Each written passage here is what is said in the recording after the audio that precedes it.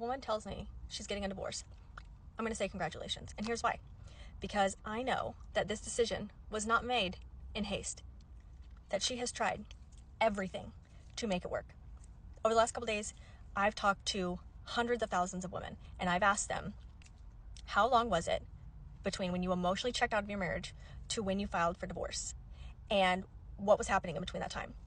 And the average was 3 to 5 years of emotionally checking out before actually filing for divorce. So women don't just wake up on a random Wednesday morning and decide, you know what, I'm going to divorce my husband today. Because happy women don't leave good marriages. Happy women don't leave good husbands. This is also why so many more women are filing for divorce than men. Because men can stay. Men can stay because they're still benefiting. Because especially if they have kids, the wife is still stepping up and caring for the house. She's caring for the kids. Watching this video, one can see how women's selfish decision-making skills are the main problem most couples are facing. I mean, if a woman checked out of a situation 5 years ago, why not just leave or work on the relationship instead of just stringing the man along pretending to be his wife while she's not been in 5 years? Because there is no way in hell she is putting any effort into making the relationship work. If she's already checked out, so it's safe to say the problem is not the men, but women's selfish and emotional problems are what is pushing them to make stupid choices. Why Absolutely lesbian not. relationships don't last. But it is That's why. going to get clipped. Well, it is why. It is why. Because about 70-75% of divorces are initiated by women. And the simplest explanation for that is that on average, the most unhappy person in the relationship is going to be the woman. Well, why? Well, because on average, she has higher levels of negative emotion. That doesn't necessarily mean that that negative emotion doesn't reflect problems in the relationship. Yeah. But she's going to be more sensitive. And that's the problem. The majority of women have sensitivity issues, and they lack any form of emotional management skill to manage their emotions, so much so they run on negative emotion and blame men for their poor decisions. But the thing is, the majority of the problems women blame men for in a relationship, lesbian couples also experience the exact same problems. Oh, me too. So, having been in the heterosexual world my whole life, almost 40 years, married to a man, children with a man, coming out of the closet and going into relationships with women, I had a gender bias. I assumed that women were more gentle and women were going to be more emotionally present. And the world I entered was so vastly different. My first live-in girlfriend was extremely abusive, controlling, abusive, and in ways that were really subtle at first, but sent off alarm bells in me that this could be an impending dangerous situation for me physically. And so when I did get the restraining order and apply for that, it wasn't in a vacuum. It wasn't a one-off situation. There had been multiple police reports filed. Prior to that, the first one, I just went down and wanted to put something on record because she shoulder checked me and ripped a necklace off of my neck and screamed in my face. And I thought, something's not right here. And so, I had no idea that not only could women also abuse other women, but statistically it's higher. And that is scary. Yeah. So I was very disillusioned by that. I know I keep using that word. That's my ADHD brain. But it's my favorite word of the day. But yeah, I did have a gender bias myself. And I assumed that they were going to be more gentle, more loving relationships because women are so nurturing. They're also freaking crazy. Right? I'm in the plane and we're separated because sometimes you can't sit together. But see, my son only wants to be with me, so he fucking sat with me and she sat in between two dudes. Okay? Now, in my mind, you should be able to trust your fucking wife no matter who she's sitting around. But no, I'm sitting there in the plane and I hear yapping and laughing and giggling. I stand up a couple hours into the fucking flight and she's sitting here drinking with these motherfuckers. Cool. Okay, you want to have a good time, right? But mind you guys, when I got in the fucking plane, there was a fucking girl sitting next to me and she sat there and told me, you better not fucking talk to no girl because I know how they are. But you entertaining two motherfuckers? You entertaining two dudes and not even the half of it, y'all. She leans in and gives this motherfucker her number. So you know what I did? I got off the plane and I said, did you give this dude your number? And you know what she said?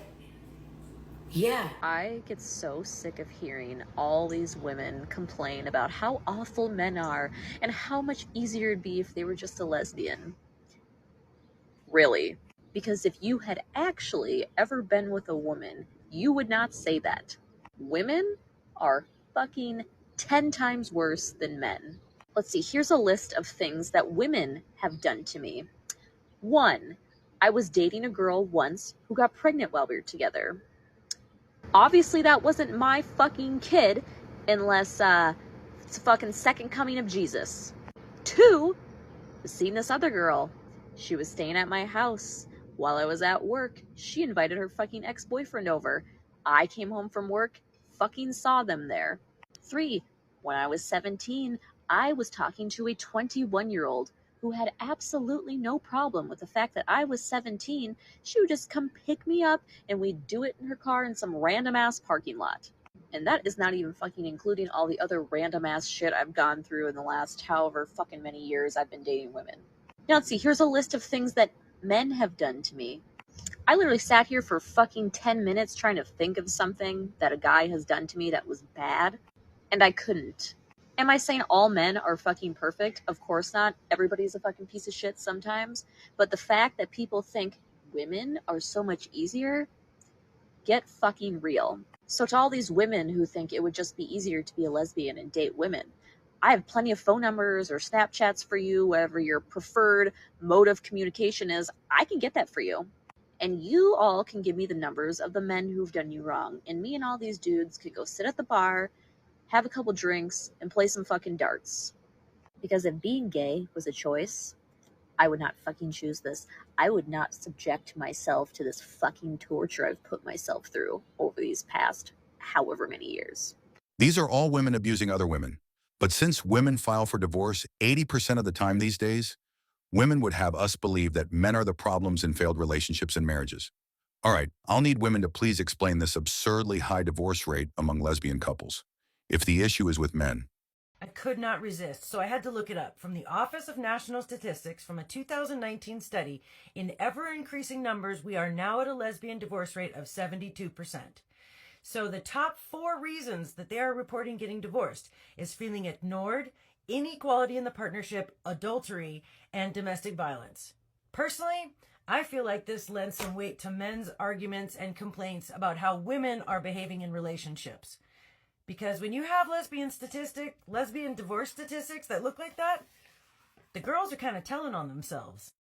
All right, I'll make this quick because I've tried to do this take a few times. I'm extremely disillusioned.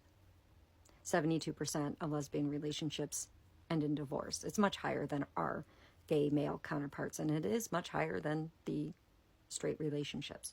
And while we can